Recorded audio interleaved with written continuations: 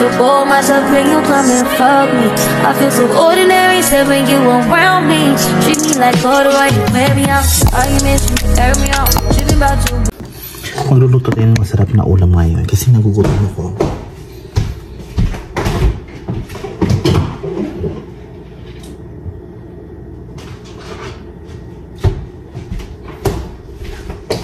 Ayan, we have pork. Ayan. So, may baboy tayo dito. So, ayan.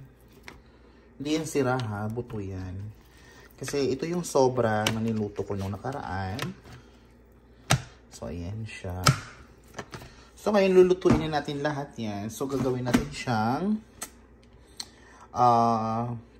pork binagoongan.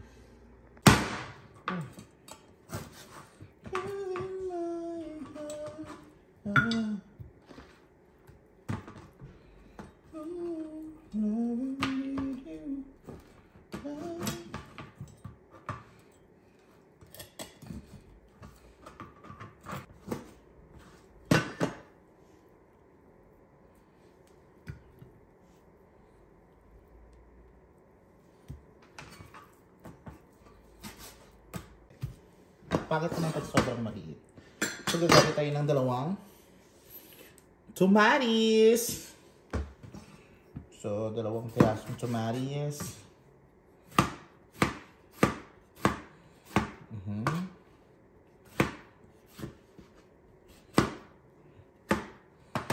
Ganyan lang yung pagkakahiwa na tomatis. Tapos, meron tayong sibuyas.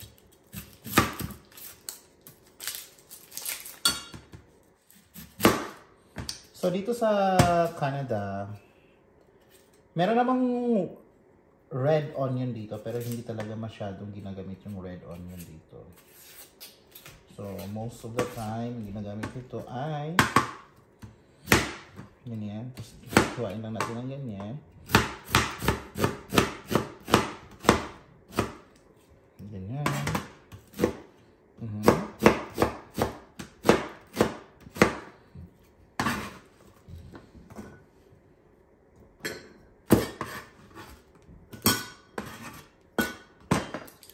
Sibuyas na mapanakit. Nakakaiyak.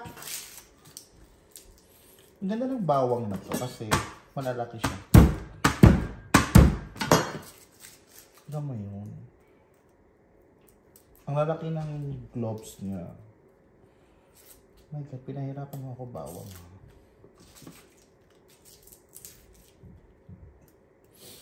Pinapahirapan ako ng aswang na to.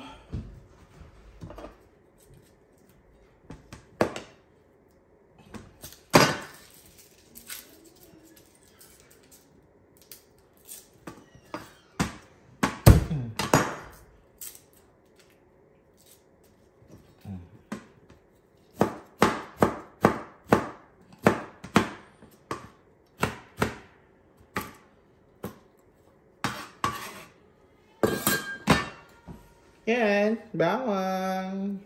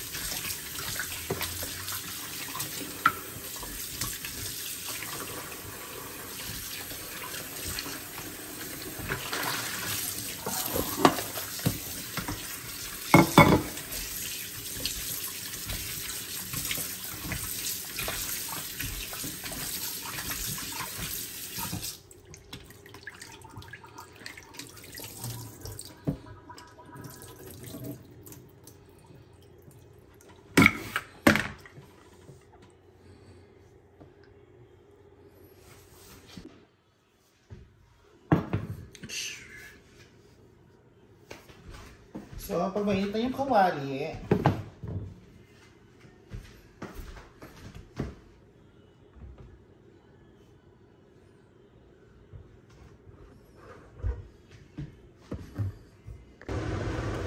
canola. So, lalagyan natin ng canola. Konti lang. Insaktuhan mo. Tapos, magigisa lang tayo ng bawang.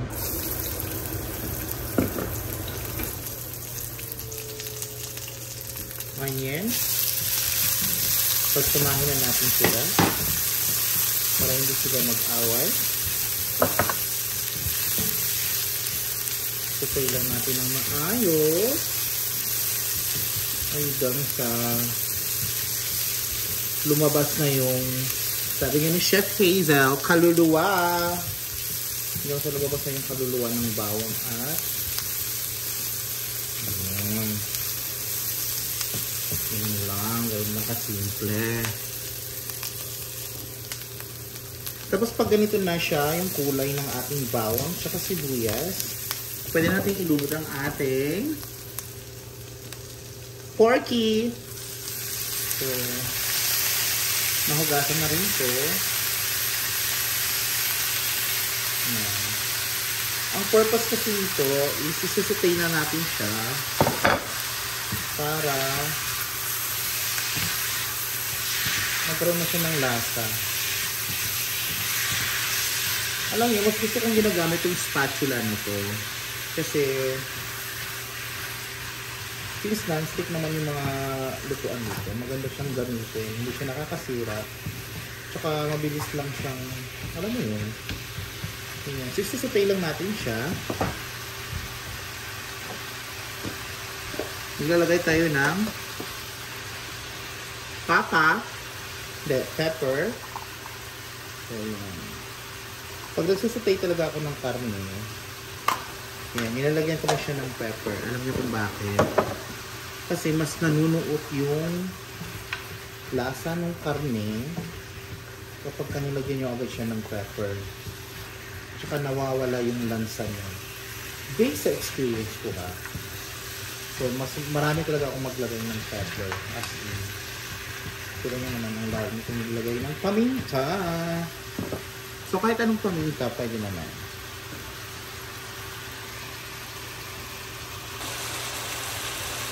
So, kapag gaganito na siya, medyo nagka-caramelize na siya, at wala na yung pinakasabaw niya. So, pero hindi pa natin ito titimplahan ha. Paminta lang nilagay ito. Ngayon, kuha lang tayo ng tubig. Water.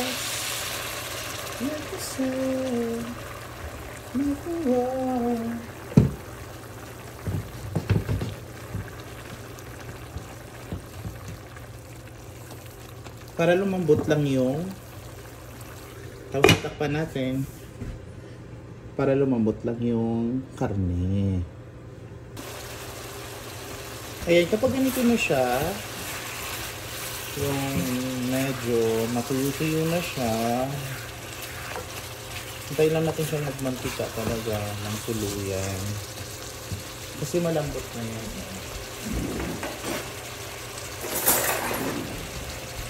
So, malambot na to.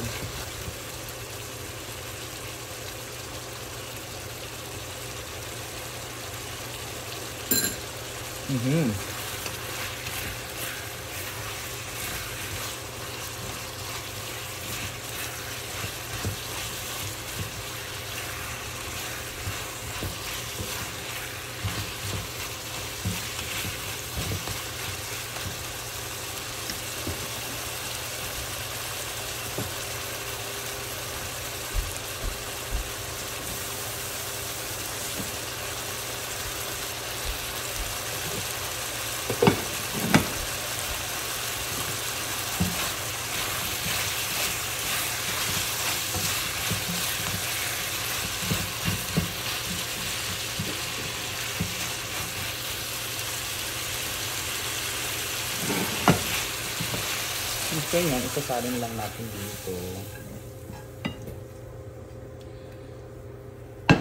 Tapos balik natin yung ano.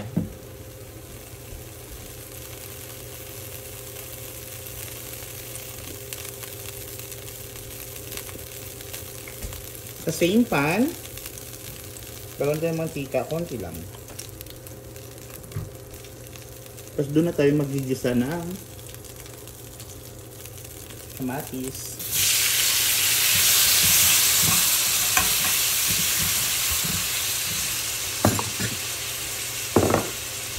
So, kailangan marami yung kamatis talaga.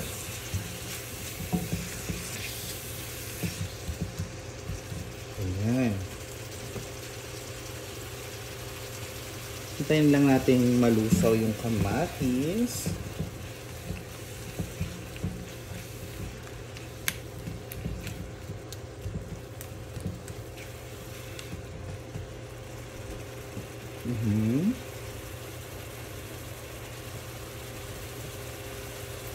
And of course, Barrio Fiesta, bagoong, salted shrimp paste, Barrio Fiesta, baka naman. So, Barrio Fiesta yung gagamitin natin.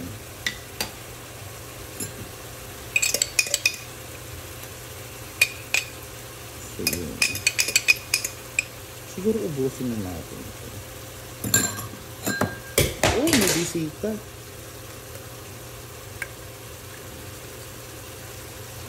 Naniniwala rin ba kayo sa gano'n? Kapag may nalaglag, may bisita daw.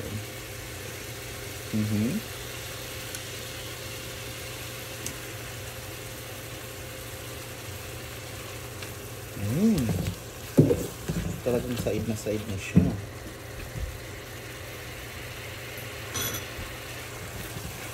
So, lulutuin lang natin to. Tapos,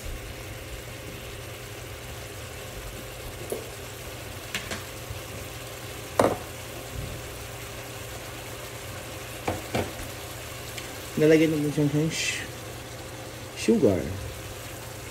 So, mga 2 kutsarang sugar. Sakto na matumis-tamis yung ginagawa natin.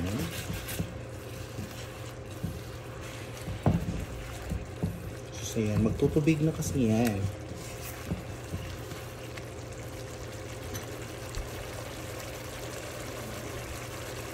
Kapag ganyan na siya, ayan, mantika na siya.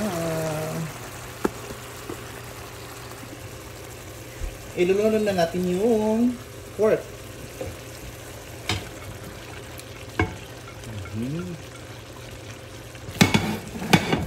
Yung pork. Kaya na siya pork binagoongan eh. Diba? Kasi may pork siya.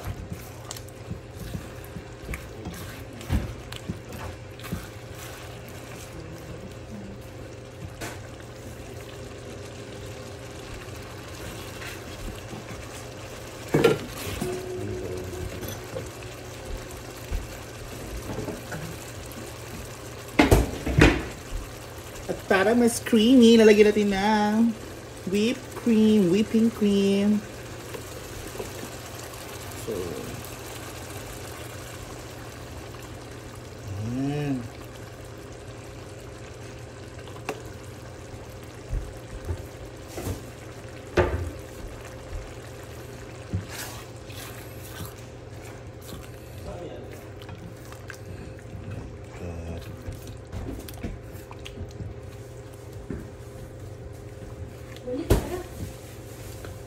Ganyan lang siya, tapos isisimmer mo na lang siya, tapos hanggang sa matuyo siya. Pag ganyan na siya,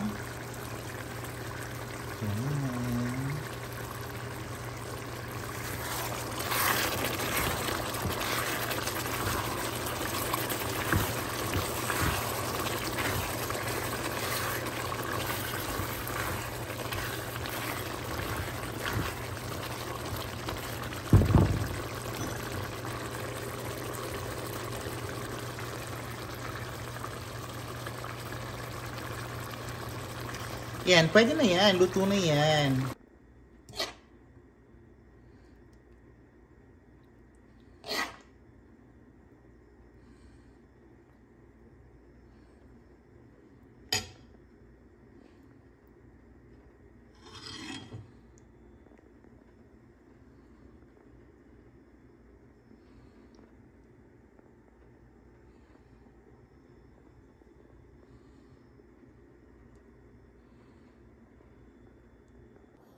So, first bite.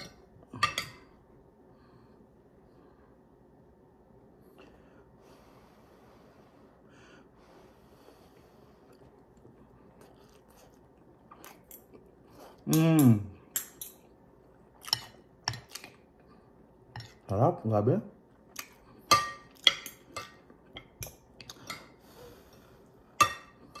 Ang sarap niya. Grabe.